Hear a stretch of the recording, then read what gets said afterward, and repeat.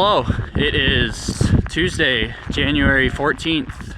The weather is 10 degrees Fahrenheit, and I'm just gonna film whatever I'm doing this afternoon. During the winter, there really isn't that much that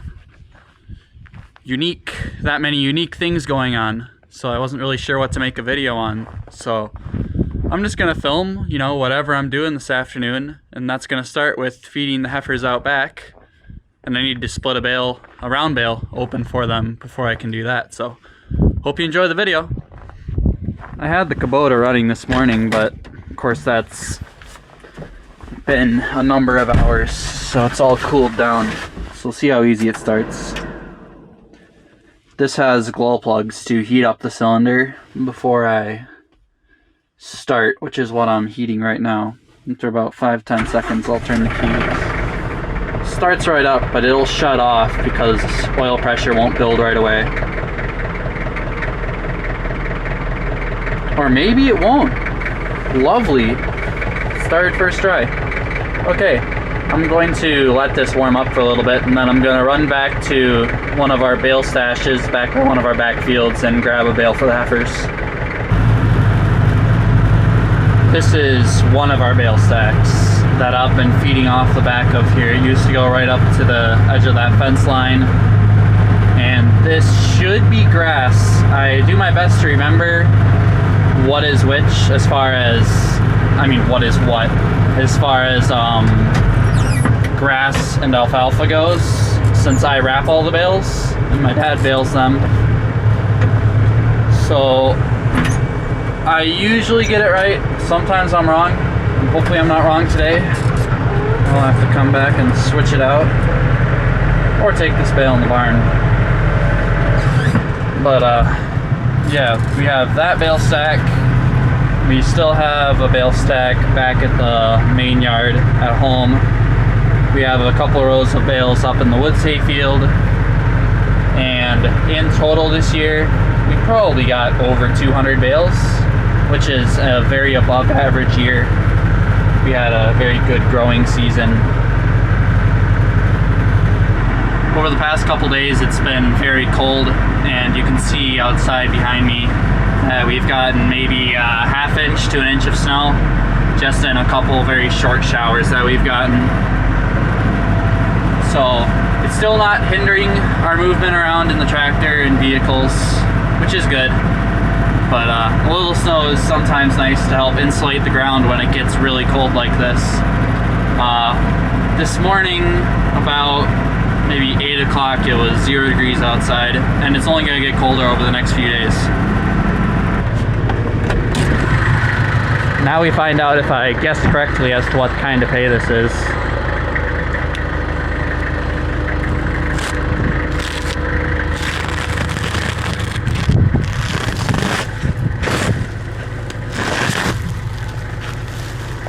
And it looks like I guessed correctly. That looks like grass, which will be perfect for the heifers. You don't really want to give alfalfa to the heifers because it's very high protein content, and it's not really that great for their guts. Very good for the cows, but not great for young heifers.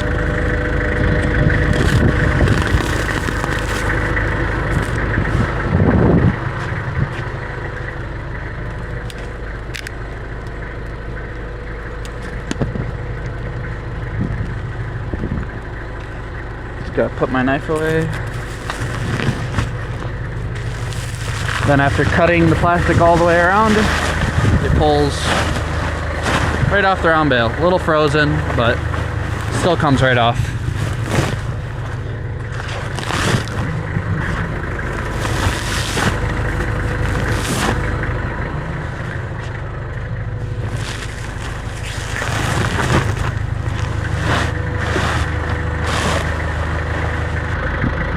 Now that I'm back by the heifer's feeder, I have to take the strings off before I can split it, which can tend to be a challenge when it's very cold because the strings actually freeze to the bale.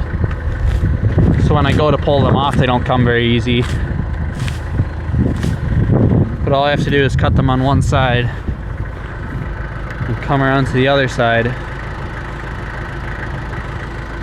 And typically they pull right off. they definitely freeze a lot worse on alfalfa, because alfalfa is typically a lot more damp and has a lot more moisture than this grass.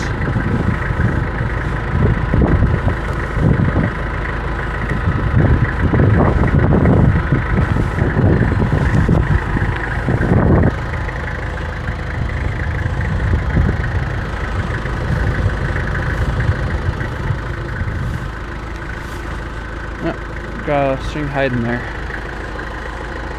Oh, another one. Alright, I believe that's all the strings.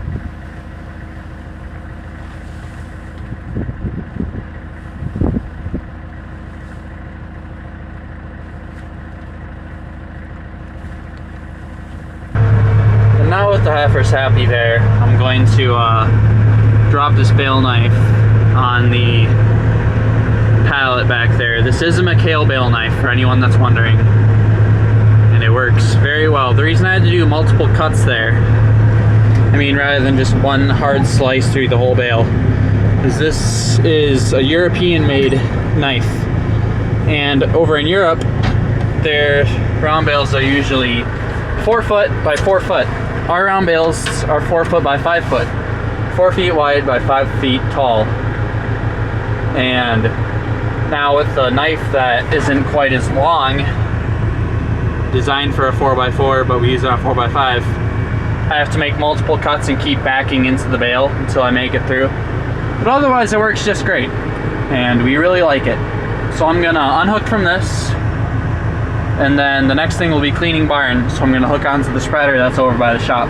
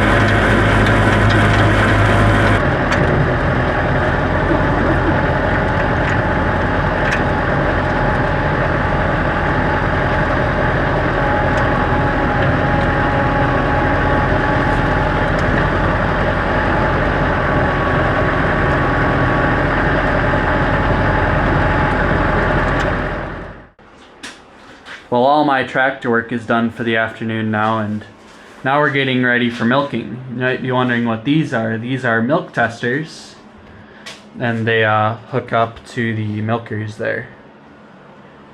Dad, would you like to explain what milk testing is? Yes. Milk testing is once a month. We use these meters to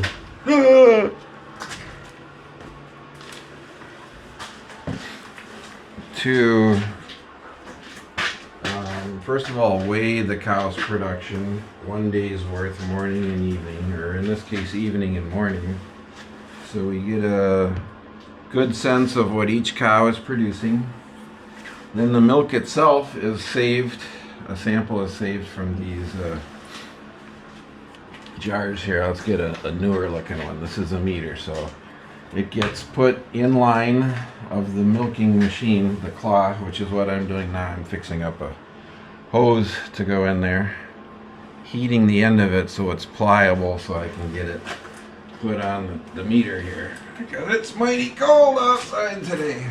Anyway, the meter goes in the line between the milking claw and the pipeline, and it measures how much milk a cow gives based on what it meters out here. These are pounds. And then from this jar, after each cow, we take what milk is in here, fill a little sample bottle, and that goes to the lab. That sample bottle is tested for most importantly butter, fat, and protein. We test how much pounds the cow gives. So with those three tests, we have a pretty good idea of how good the cow is, how good she produces, how much butter, fat, and how much protein she produces. And for us, obviously pounds are important, but even more important is the butter, fat content and the protein content, the percentage of the weight, because we get paid, most of our milk check is for butter, fat, and protein, not the water that is the other component of the milk. In addition to butter, fat, and protein, there's a category called other solids, which what would the other solids be? I'm not really sure.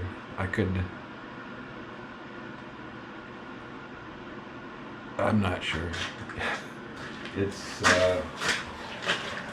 basically leftover. But based on, well, this is turning out to be a terrible explanation here. It's fine. Based on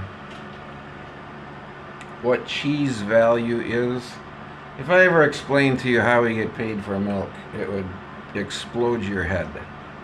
But if you are interested, you can go online and search Federal Milk Marketing Order, FMMO, and then there are different orders depending upon where you live in the country by number. Currently our milk is marketed in the Federal Milk Marketing Order number 30. If for our milk by any chance goes to the Prairie Farms Dubuque plant, that is in Federal Milk Marketing Order number 32, and you'd get paid differently if it goes to Milk Marketing Order 32. But since our milk currently goes to Prairie Farms Rockford, Illinois plant, it's in the Order 30 district. So you can look that up, Federal Milk Marketing Order 30, and it gives you the math on how the milk is paid for. It's all government fairness for you there. It'll explode your head. But where was I? Based on what cheese is worth determines what those other solids are worth. Right now, they are worth, I believe, about 50 cents a pound, which is not insignificant, but it's a fraction of what butter, fat, and protein is worth. So that's why we test the cow's milk on a monthly basis to see just how good this particular cow is. Some of them will come back with a low butter fat. We consider a low butter fat anything below 4.5. Some of them come back with the butter fat way up near 7, so it's pretty high. Generally, the more milk a cow gives in volume, the lower her fat test will be. Protein is pretty much the same. But you can find a very good cow who gives a lot of milk with a very high butterfat protein content. And that's the cow we're looking for. Hence our testing. To weed out the losers and keep the performers. Now even the losers, when they get weeded out, make awesome hamburger. Which is what we do with our cows. Very, very rarely do we send a cull cow to the auction barn to be bought by anybody. Our cull cows go to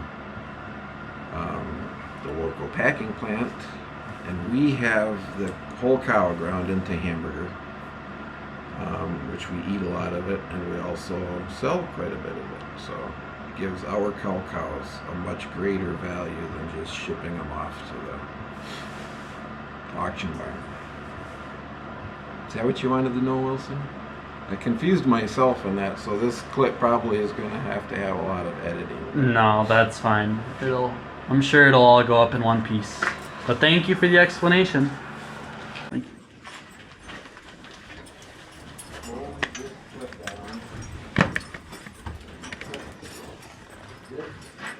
On the plastic pipe, right out there.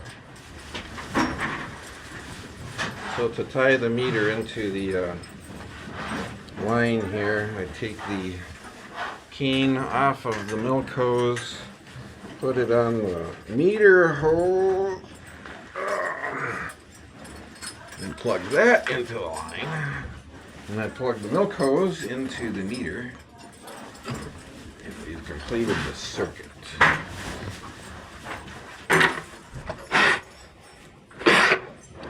What are you doing?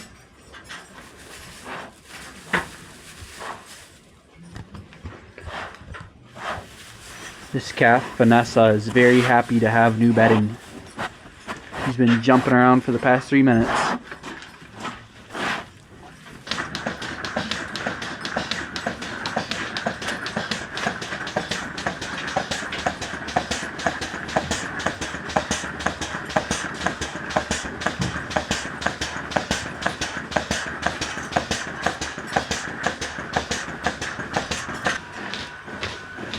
So I have a sample here from Joy.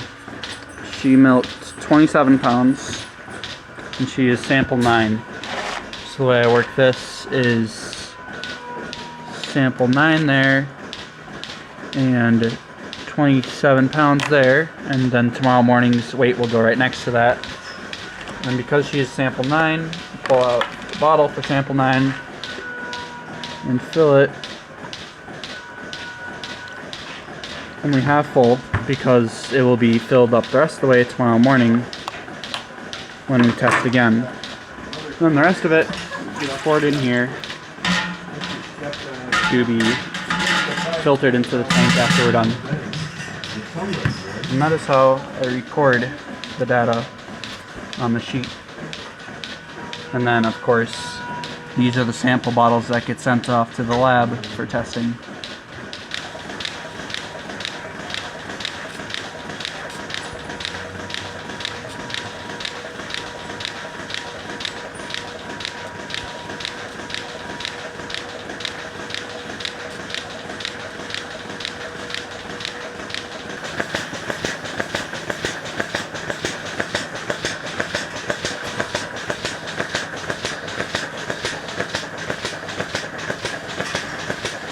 All right, I want to introduce to you 2 people that come and help us here at the farm. And one of the biggest reasons they actually come is because they want to learn about dairy farming. But this is Sophia Amoro and her brother Levi, and they live not too far from us, and they attend our church. And for whatever reason, they're crazy enough to come and help us on the farm. So thank you for coming and helping us on the farm, you guys. Sophia was Lydia's maid of honor in her wedding too. Little point of fact. All right, thanks guys. Well, milking's all done, and I just gave the cows their hay for tonight, which finishes off my chores for today. So that's going to be about it. Yeah, if you enjoyed the video, please leave a like and subscribe if you haven't already. That would really help me out. But that's going to be about it. Hope you enjoyed the video. Thanks for watching.